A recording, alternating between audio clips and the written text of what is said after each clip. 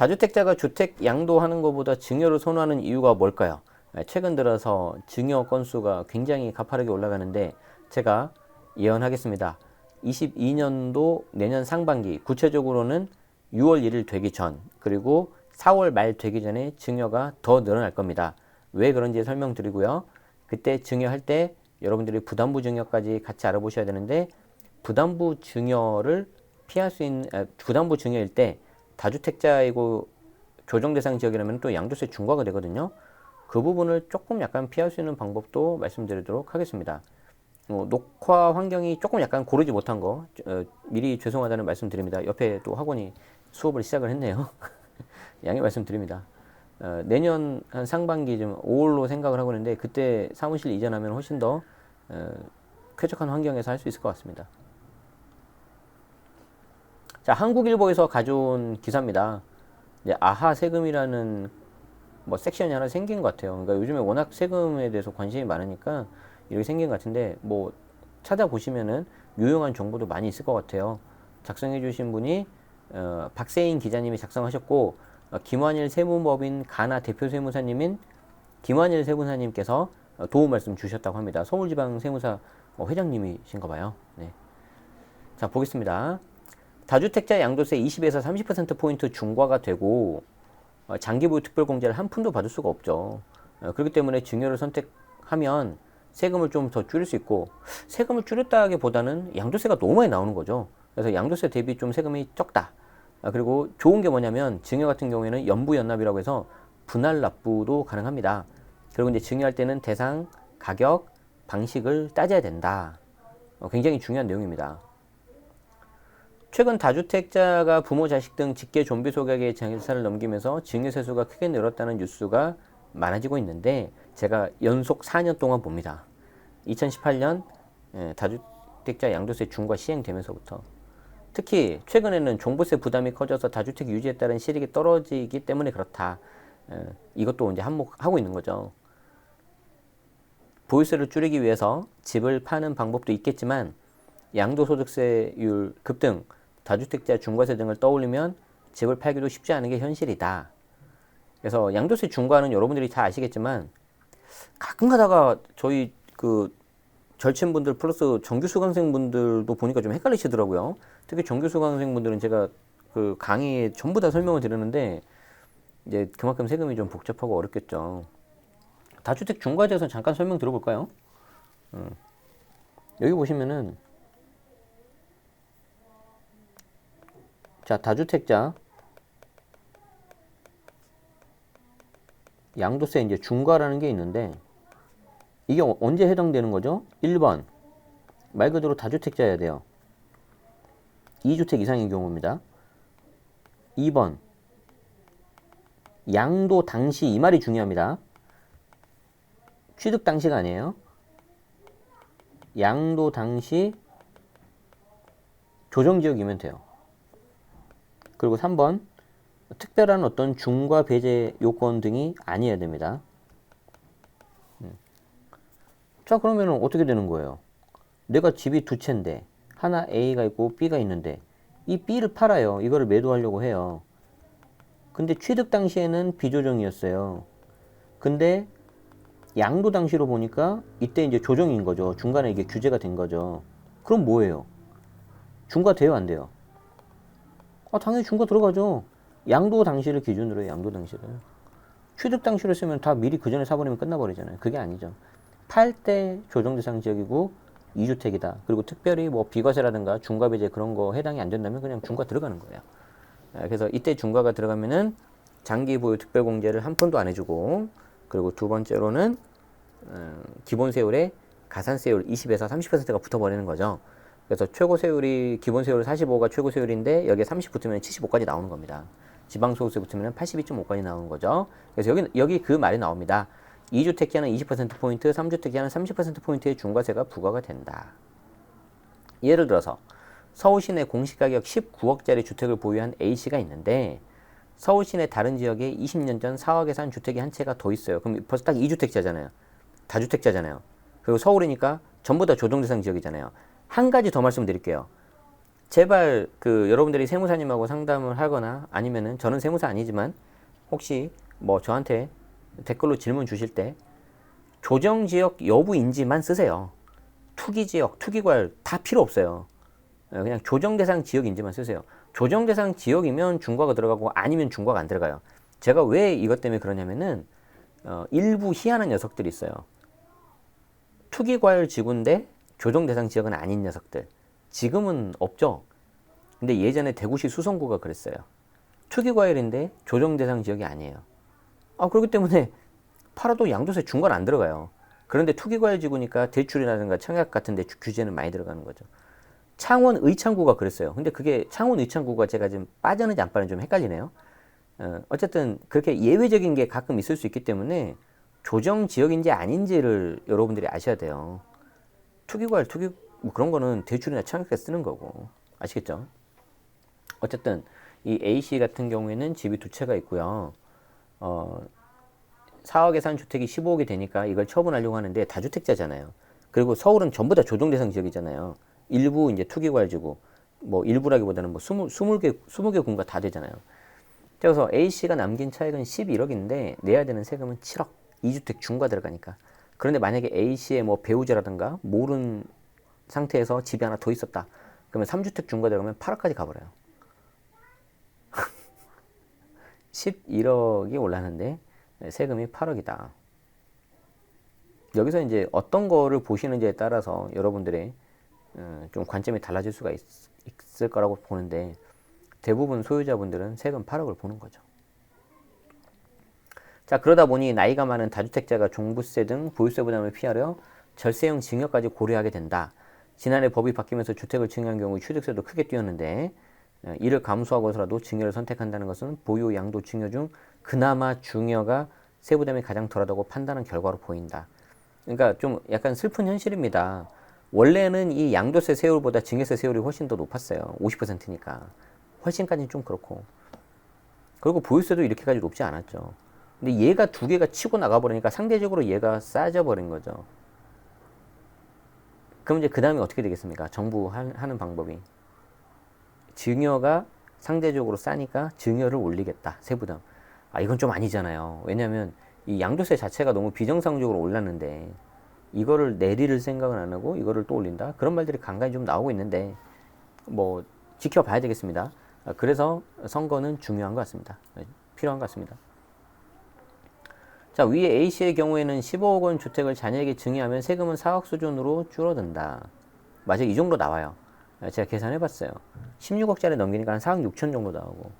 그리고 그러면 이제 이 증여세 같은 경우를 나눠서 낼 수 있어요. 5년간 6차례에 걸쳐서. 이게 이제 연부연납인데 매번 내는 금액이 최소 1,000만 원 넘어야 돼요. 그래서 이게 다 되는 건 아니고 조건을 갖춰야 됩니다. 만약에 A씨가 미리 집을 팔거나 자녀에게 증여했다면 보유세 부담은 1,000만 원 수준으로 내려온다.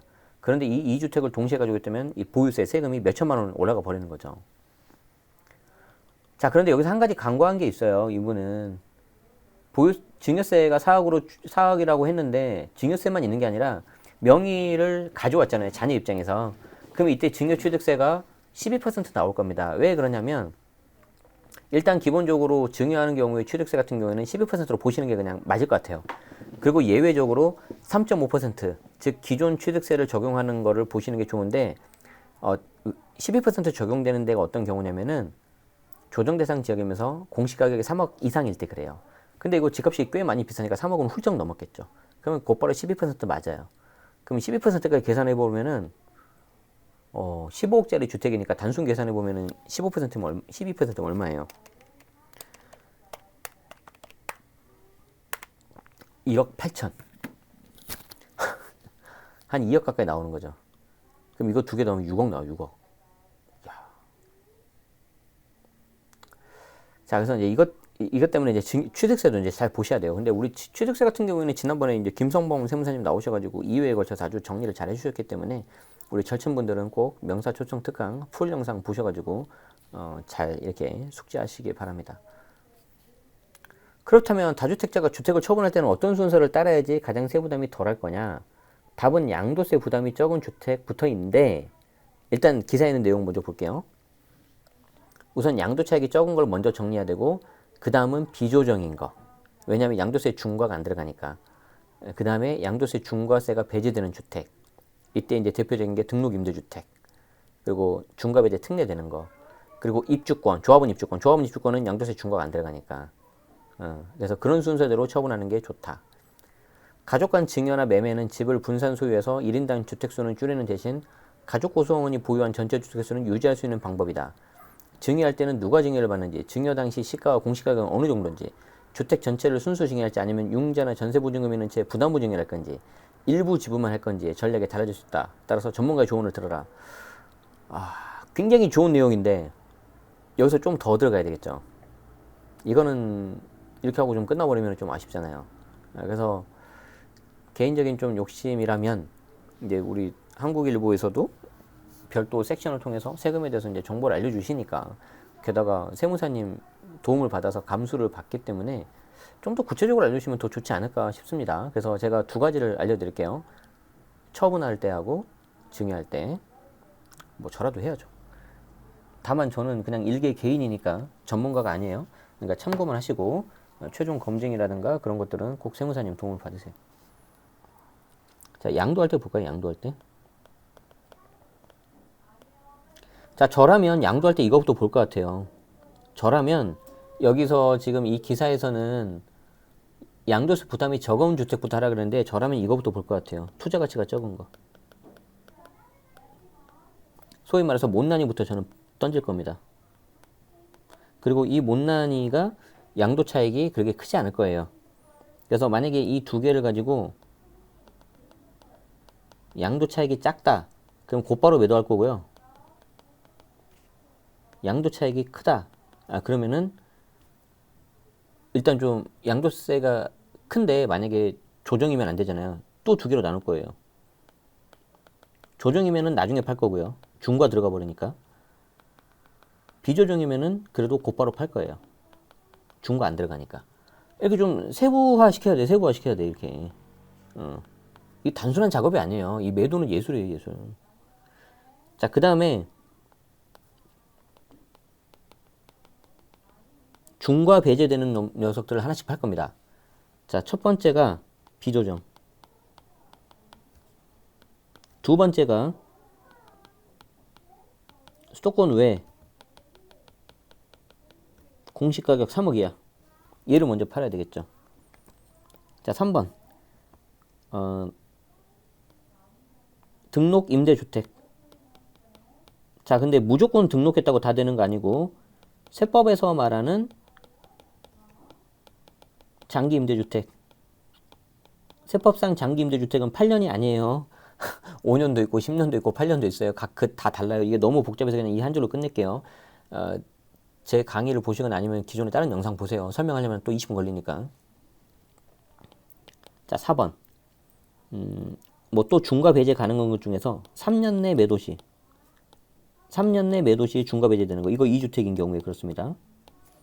자, 또 뭐가 있냐면은 공시가 1억 이하짜리.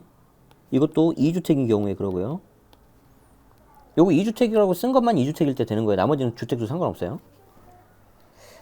그리고 뭐 이제 감면주택이 있을 수 있겠죠. 또 뭐가 있을까요? 7번. 상속 개시되고 5년 이내. 근데 이제 무조건 상속주택으로 다 되는 거 아니니까 하셔야 되고. 그리고 마지막에 1주택. 이게 비과세 받거나 아니면은 추가 2년 안 됐을 때도 그냥 팔면은 중과 배제 가능하잖아요. 엄청 많이 했죠? 자, 이렇게 하고 3번. 큰 3번. 큰 3번이 뭐냐면은 그 다음에 파는 게 이제 비과세가 되는지 따져야죠. 그리고 마지막 4번은 투자 가치가 높은 거. 똘똘한 놈. 이쁜이. 저는 이쁜이는 안 팔아요. 끝까지 가지고 간다. 끝까지 내가 책임진다. 이렇게 되는 거죠. 저라면 이렇게 할 것 같아요. 저라면 이렇게 할 것 같아요. 그래서 이 매도 순서는 정말 종합적인 예술입니다. 그렇죠. 수도권, 광역시, 세종시 이외 지역에 있는 3억이에요. 그래서 제가 다 쓸 수 없어서 그냥 수도권 외라고만 쓴 거예요. 그리고 수도권이라 하더라도 읍면 지역 그런 거에 있어서는 또 공시가 3억 이하짜리가 또 중과 배제가 가능해요. 근데 그렇게 그쪽에 사신 분들은 많이 안 계시겠죠. 그래서 양도 같은 경우에는 이런 것들 다 보셔야 되고요. 각각에 대해서도 투자 가치를 다 보셔야 되고 그 해당 물건이 어디 지금 내가 상승장 초입이냐 한 중간이냐 이제 끝물이냐 아니면 바닥을 계속 가고 있냐 그거에 따라서 다 달라요. 그래서 굉장히 종합적으로 봐야 됩니다. 그래서 제가 개별 상담 안 합니다. 한 분 한 분 내가 한다 그러면은 엄청나게 많은 시간과 노력을 써야 되니까 지금 그거 못해요. 제가 거 하기도 바빠요. 그렇다고 여러분한테 엄청나게 많은 금액을 받을 수 없잖아요. 제 수강생 중에 제일 세이브 많이 한 사람이 5억인데 수강료는 30만 원이었죠. 자, 그리고 이제 증여할 때도 보셔야 되는데 증여할 때는 일단은 가급적 빨리 하시는 게 좋아요. 가급적 빨리 하는 게 좋은데 최소 못난이는 아니어야 되죠. 그러니까 앞에 양도에서 털 거는 털어버려야 돼요. 못난이 같은 경우에는. 예. 그리고 언제 빨리 하셔야 되냐면은 23년 1월 1일이 되면 증여취득세도 시가로 가니까 그 전에 하시는 게 좋고요. 이왕이면은 보유세를 좀 줄여야 되잖아요. 그래서 그 전에 하시는 게 더 좋고 이왕이면은 보통 4월 말쯤에 확정이 되니까 그 전에 하는 게 더 좋죠. 그래서 이때가 첫 번째 타이밍, 이때가 두 번째 타이밍. 빨리 하는 게 좋겠다. 그리고 두 번째, 일반 증여와 부담후 증여 반드시 비교하셔야 돼요. 그래서 이거는 세무사님 찾아가시고 계산해 달라고 하세요. 자, 그리고 세 번째, 부담부 증여할 때 여기에 대출 끼워져 있는 거 있죠. 이 경우에 양도세 내기 싫으시면은 대출 조건 그대로 두고 그냥 연대 보증하는 형식이라고 해달라고 금융권에다 말씀하세요. 이것도 제가 몇 명 해가지고 했죠. 댓글로 달린 거 봤어요. 이렇게 하면은 대출 조건 그대로 가니까 부담부 증여 이슈가 안 나올 거예요. 특히 이제 분양권에서 이렇게 써먹을 수 있죠. 분양권. 특히 이제 분양권. 분양권을 사면 좋을 것 같다. 그 외에 나머지 전세 보증금 끼고 그런 건 어쩔 수 없고 그거는 증여는 요 정도. 하나 더 있죠. 증여에서 또 하나 중요한 게 뭐냐면은 4번 취득세. 증여 취득세가 이제 12% 적용될 수 있으니까 조심하십시오. 조정이면서 공시가 3억 이상인 경우 이게 3억부터예요. 3억부터 조심하셔야 돼요. 그래서 특히 요거 꼭 놓치시면 안 돼요. 이 정도면은 큰 틀에서는 제가 말씀드린 것 같아요. 하나 더 할까? 기분 좋으니까. 5년 이상 들고 갈까 하시고요. 왜냐면 5년 이내 해버리면 2월가세 들어가니까. 그래서 못난이는 빨리 버리시라는 거고요. 증여는 이뿐이만 하라는 겁니다. 이뿐이. 그러니까 시장에 매물이 없죠. 내가 사고 싶은 게. 이게 다 연결이 돼 있는 거예요. 연결이 다 돼 있는 거다. 그렇게 하시면 될 것 같아요. 아까 우리 중과 배제인 경우에 또 뭐가 있어요? 하나 더 할까요? 중과 배제인 경우에 7번 조합원 입주권. 그런데 이제 이게 그냥 다 되는 게 아니라 도정법 등 세법에서 인정하는 것만 돼야 돼요. 예를 들어 지주택 이런 건 안 돼요. 그래서 또 입주권 준 거 안 되니까 좋다 하고 팔았는데 뭐 지역주택 조합 그런 거면은 그건 중과 들어가 버려요. 조심하세요. 그래서 이것도 꼭 사전에 확인하시고. 그래서 입주권이면은 우리 명사초청 특강에 보면은 이제 뭐 다른 분도 설명해 주셨지만 안준혁 세무사님이 좀 많이 상담하시고 그 실무 많이 하신 것 같아서 그분 거 영상도 좀 보시고 그럼 좋을 것 같습니다. 이 정도면 요 기사에서 조금 아쉬웠던 부분을 제가 다 건드려 드린 것 같아요.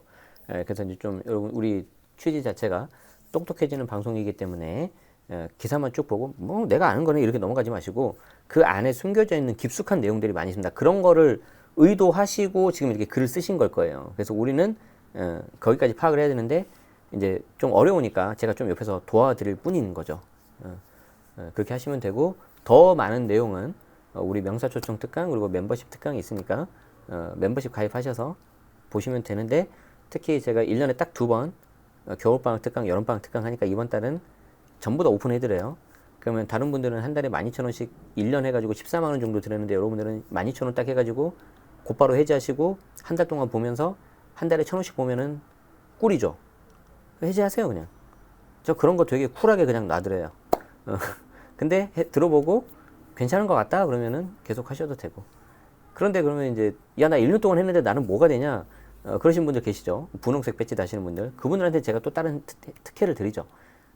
저와 함께 할 수 있는 연회원 제도에 좀 가입할 수 있는 특권을 드리죠. 원래 정규 수강생한테는 드리는데 어쩔 수 없습니다. 왜냐하면 저하고 이제 눈높이가 맞아야 되고 바라보는 방향이 같아야 돼요.